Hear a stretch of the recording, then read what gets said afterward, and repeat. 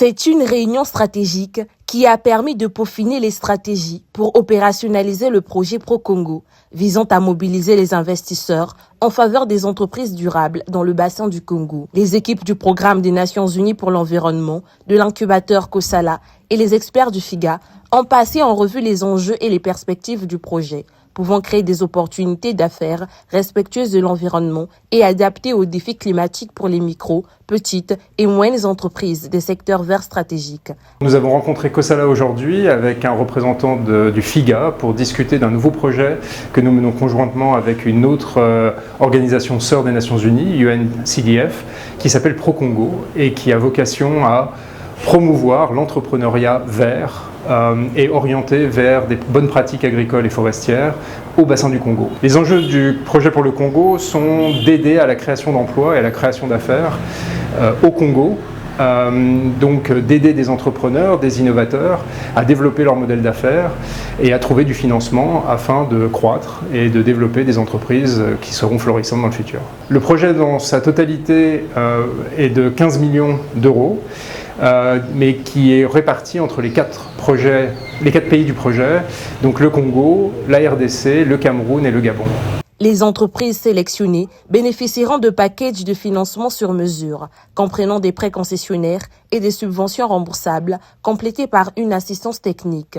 L'objectif est de catalyser des solutions évolutives sans déforestation qui génèrent des bénéfices environnementaux et sociaux mesurables, notamment la création d'emplois pour les femmes, les jeunes et les peuples autochtones. Donc Kosala est notre partenaire d'incubation et d'accélération dans le pays, donc il aura la responsabilité d'encadrer et d'accompagner les entrepreneurs qui seront identifiés et supportés pendant une période d'1 an, avec notre appui bien évidemment, l'appui du PNUE et l'appui de UNCDF.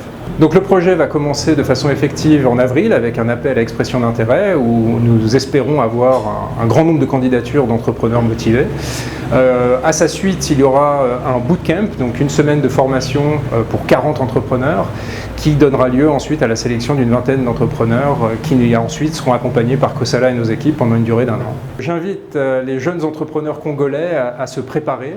Tous ceux qui ont une idée qui touche le secteur de l'agriculture, de la foresterie, de l'écotourisme ou des énergies renouvelables, à préparer des dossiers solides et à candidater quand l'expression d'intérêt sera ouverte auprès de Kosala. En République du Congo, la phase de déploiement du projet bénéficie de l'appui technique de l'incubateur Kosala.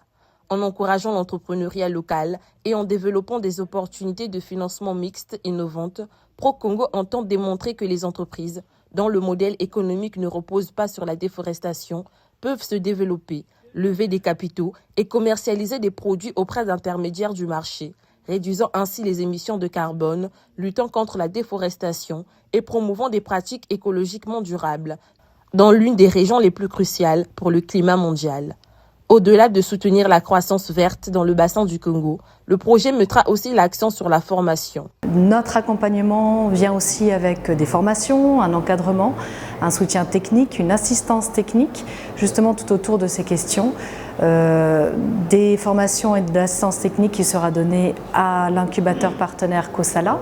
Nous avons plusieurs formations, incluant un module très introductif pour les toutes petites et moyennes entreprises qui arrivent nouvellement vers ces questions, ce qu'on appelle ESG, donc pour traiter les questions environnementales, sociétales et de gouvernance dans la gestion de leurs entreprises. Ensuite, on a des modules un petit peu plus spécifiques et techniques, notamment autour de l'égalité des genres. Le projet Pro-Congo est déployé grâce au partenariat entre le United Nations Capital Development Fund, le Programme des Nations Unies pour l'environnement et l'Initiative pour la forêt d'Afrique centrale. L'initiative cible 4 pays de la région: le Cameroun, la République démocratique du Congo, le Gabon et la République du Congo.